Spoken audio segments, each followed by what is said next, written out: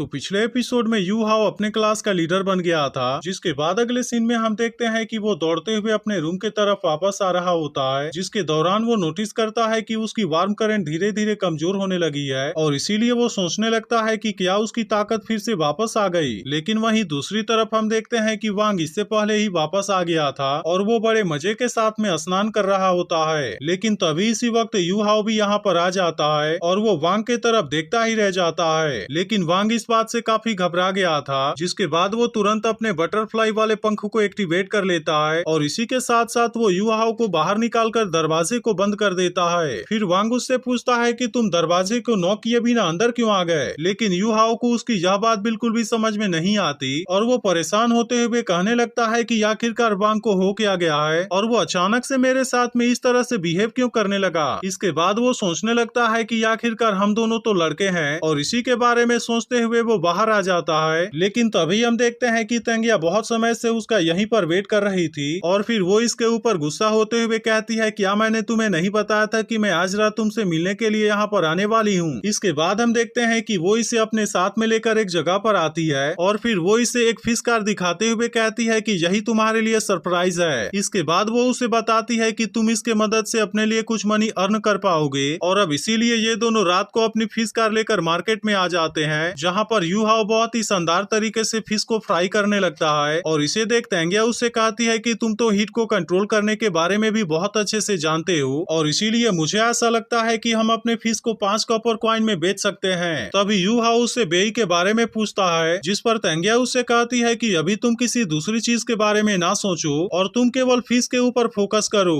अब कुछ देर के बाद यू हाओ फिश को बनाकर तैयार कर देता है और तेंगिया भी इसे बेचने के लिए इसमें इसकी मदद करने लगती है। लेकिन हम देखते हैं कि कोई भी इनके फिश को खरीदने के लिए रेडी नहीं था, जिसके वजह से तेंगिया इसके प्राइस को धीरे धीरे कम करते जाती है। लेकिन फ्री कर देने के बाद भी कोई इनके फिश को लेने के लिए रेडी नहीं होता। अब इस बात से ये दोनों काफी परेशान होकर वहीं पर बैठे होते हैं। लेकिन तभी इसी वक्त यहाँ पर एक टीचर आते हैं और वो इनके फिश को खाने के बाद पूरी तरह से हैरान हो गए थे, क्योंकि आज तक उन्होंने इतना टेस्टी फिश कभी नहीं खाया था। तब इसके बारे में सुनते ही बाकी लोग भी यहाँ पर आने लगते हैं, इसलिए तेंगिया अपने फ्री वाले इवेंट को खत्म कर देती है। जिसके बाद हम देखते हैं कि बाकी लोग भी इनके फिश को खरीदने लगे थे और फिर देखते ही देखते इनका पूरा फिश लगभग खत्म हो जाता है। इसके बाद हम देखते हैं कि यू हाओ और भी फिश को पकाने लगा था। लेकिन तभी इसी बीच यहाँ पर एक बहुत ही खूबसूरत लेडी आती है, जिसे देख सभी लोग कहने लगते हैं कि वो यहाँ की सबसे खूबसूरत लेडी है और वो भी यू हाओ के सामने आकर उसके फिश के प्राइस के बारे में पूछती है, जिस पर यू हाओ उसे एक फिश का प्राइस 5 कॉइन बताता है। लेकिन इस पर वो लड़की उससे कहती है कि इसकी कीमत तो बहुत ज्यादा है और मुझे ऐसा लगता है कि इसकी कीमत 3 कॉपर कॉइन होनी चाहिए। तब इस पर यू हाओ उससे कहता है कि ऐसा नहीं हो सकता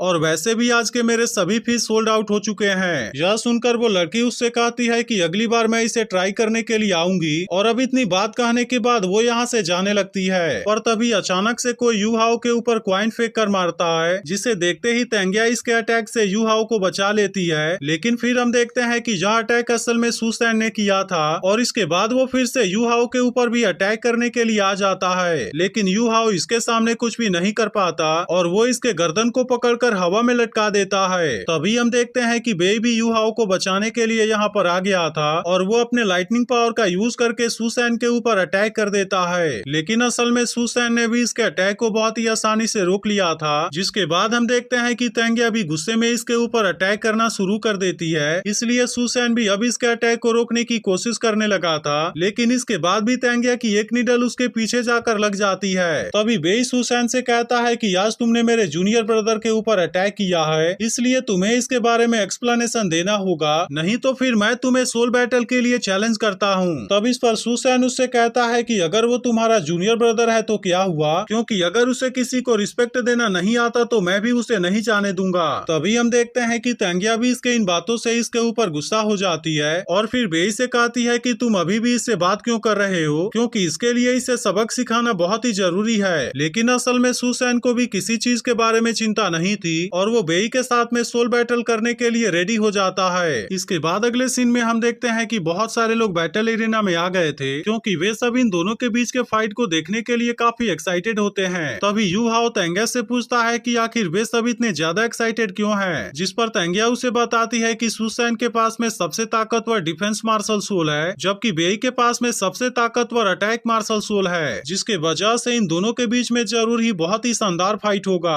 वहीं दूसरी तरफ हम देखते हैं कि बेई सुसैन की मदद कर रहा होता है और वो उसके बॉडी में लगे नीडल को निकाल देता है। वहीं दूसरी तरफ हम देखते हैं कि वांग भी इनके फाइट को देखने के लिए यहाँ पर आ गया था, जिसे देख यू हाओ कहता है कि तुम यहाँ पर क्यों आए हो, जिस पर वांग उससे कहता है कि तुम ही तो उन दोनों ताकतवर लोगों के बारे में बात कर रहे थे और इसके वजह से ही मुझे भी इनके फाइट को देखने के लिए यहाँ पर आना पड़ा। तभी उसे देख तेंगिया यू हाओ से कहती है कि तुमने तो इसके बारे में मुझे कभी बताया ही नहीं, जिसके बाद यू हाओ भी इन दोनों को एक दूसरे के बारे में बता देता है। तभी तेंगिया कहती है क्या तुम इसे भी टैंग क्लैन को ज्वाइन कराने में मेरी मदद कर पाओगे। यह सुनते ही वांग हैरान होते हुए उससे पूछता है कि क्या तुम टैंग क्लैन से हो, जिसके बाद तेंगिया भी उसे बताती है कि मैं टैंग क्लैन की लीडर हूँ और इसी के साथ वो उससे पूछती है कि क्या तुम इसे ज्वाइन करना चाहोगे। जिसके बाद हम देखते हैं कि वांग भी तुरंत इसके लिए मान गया था और कहता है कि मैं भी टैंग क्लैन के हिडन वेपन्स के बारे में सीखना चाहता हूँ, जिसके बारे में सुनकर तेंगिया उससे कहती है फिर मैं इसके बारे में सोचकर तुम्हें बताऊंगी। लेकिन तभी इसी वक्त हम देखते हैं कि वेई और सुसैन यहाँ पर आ गए थे और अब वे दोनों अपने अपने पावर का यूज करके एक दूसरे का सामना करने के लिए रेडी भी हो जाते हैं। इसके बाद हम देखते हैं कि सभी लोग इनके फाइट को देखने के लिए एक्साइटेड होते हैं और तभी तेंगिया यू हाओ से चुपके से कोई काम करने के लिए कहती है, जिस पर यू हाओ कहता है मुझे ऐसा नहीं लगता कि यह सही आइडिया है। लेकिन इस पर तेंगिया उससे कहती है कि तुम तो क्लैन के लिए इतना जरूर कर सकते हो।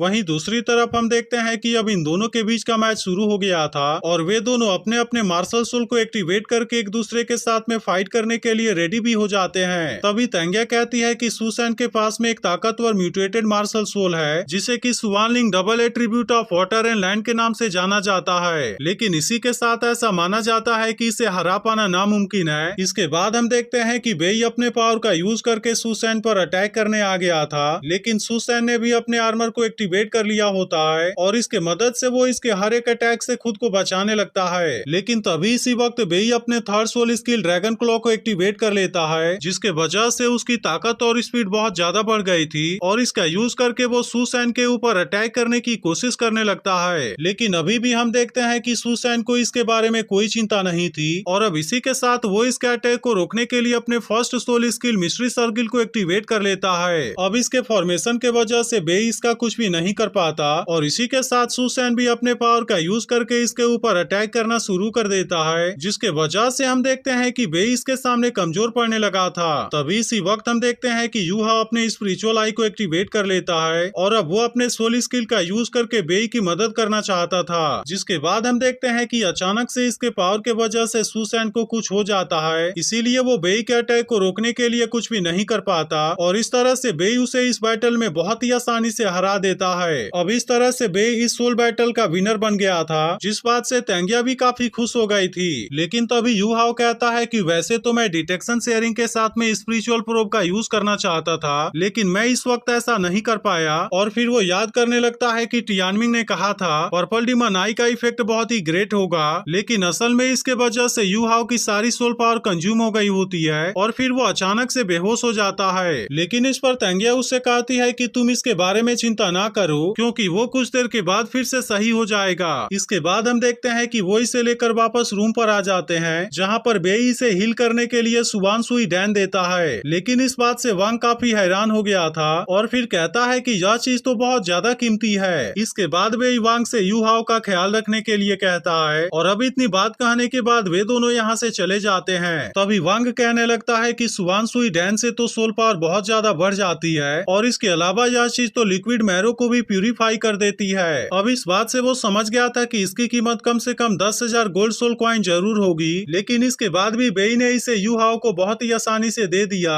जबकि इसे लेने के बाद वांग के ऊपर बहुत ही बुरे तरीके से साइड इफेक्ट होता है। इसके बाद हम देखते हैं कि वांग भी सोने के लिए चला जाता है और फिर एपिसोड यहीं पर एंड हो जाता है।